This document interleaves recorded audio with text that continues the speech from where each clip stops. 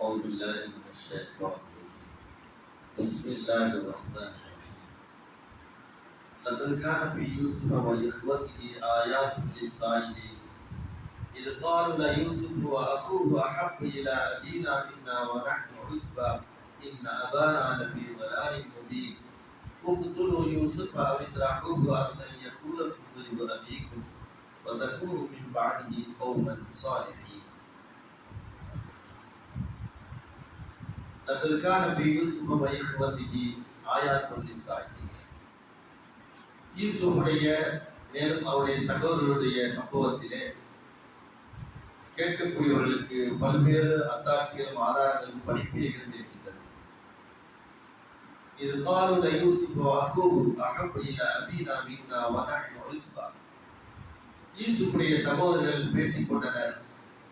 நிச்சயமாக யூசுஃபும் அவருடைய சகோதரரும் நம் தந்தையிடத்திலே மிகவும் நேசத்துக்குரியவராக இருக்கின்றார்கள்.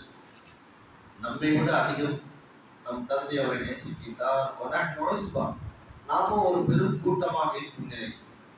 இந்த அபானான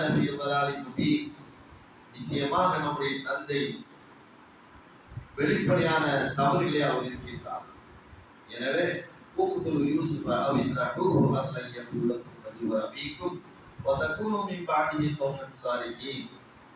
யூசுஃபை கொலை செய்து விடுங்கள் அல்லது ஏதாவது ஒரு பூமியிலே கொண்டு போய் விட்டு விடுங்கள். அவ்வாறு விட்டுவிட்டால் உங்களுடைய தந்தை உங்கள் மீது நேசத்துக்குரியவராக ஆகிவிடுவார்.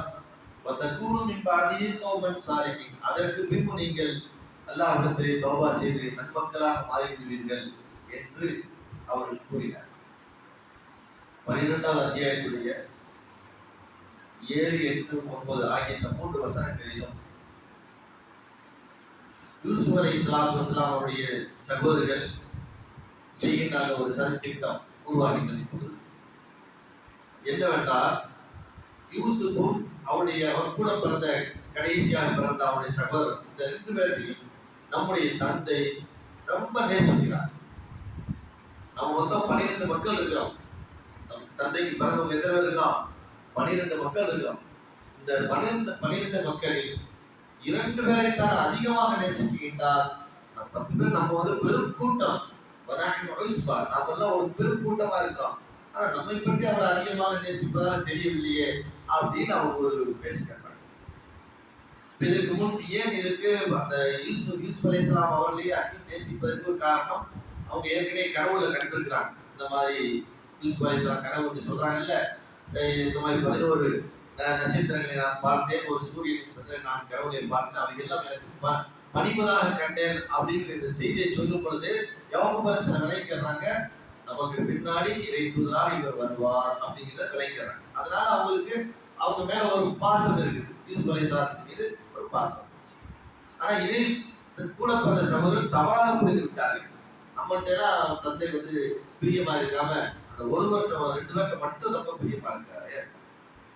அப்ப அதில் அவர்கள் ஒரு திட்டம் தீர்த்தாங்க. இந்த 10 பேர் சேர்ந்து என்ன செய்யறாங்கன்னா, இந்த மாதிரி அவரை நாம் என்ன செய்யணும், கொலை செய்து விட வேண்டும். யூசுஃபை கொலை செஞ்சிருக்கோம் அல்லது எங்காவது ஒரு தூரமான ஒரு இடத்துக்கு போய் அவரை விட்டு விட வேண்டும். அப்படி விட்டுட்டோம்னா கொஞ்ச நாளைக்கு நம்முடைய தந்தை என்ன செய்வாரு, மகனை நினைச்சுட்டு அழுதுகிட்டு இருப்பாரு. அதுக்கு பின்னாடி நாம நல்ல மனிதராக மாறிவிடலாம். அது எப்படின்னா, மனிதன் தவறு செய்யறதுக்கு முன்னாடியே அந்த தவறை செஞ்சுட்டு நம்ம திருந்திக்கலாம். நிறைய பேர் அந்த மாதிரி இருக்கிறாங்க.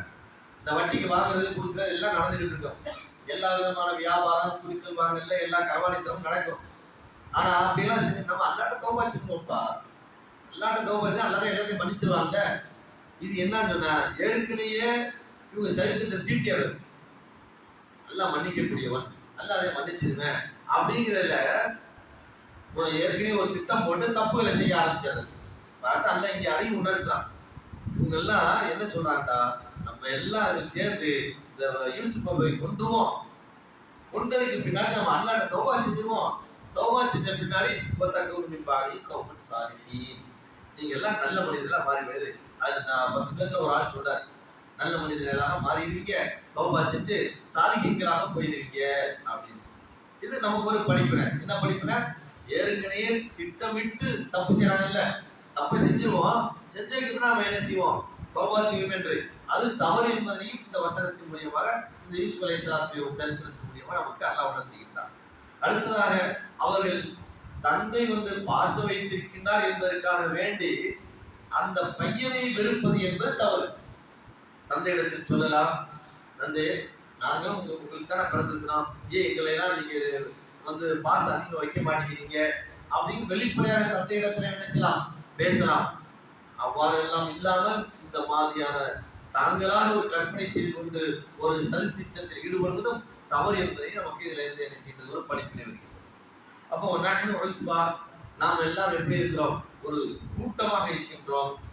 ஆகையினால் நம்மை நேசிக்காமல் நம்முடைய தந்தை பகிரங்க வழிகேட்டிலே இருக்கின்றார்.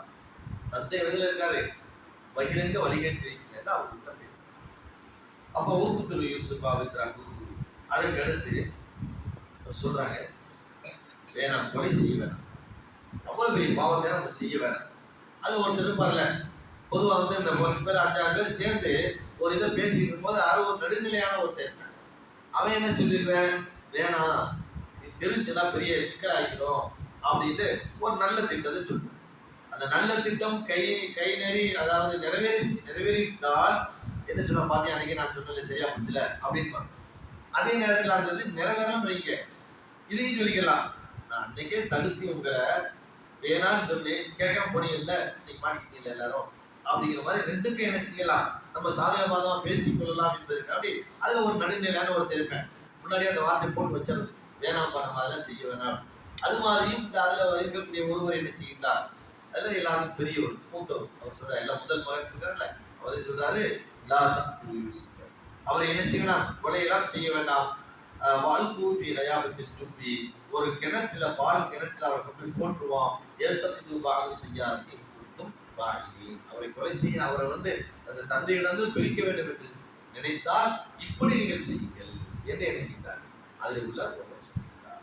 அதற்கடுத்து என்ன நடக்குது அப்படிங்கிறத அல்ல அடுத்த வசனத்தை விவரிக்கின்றார்.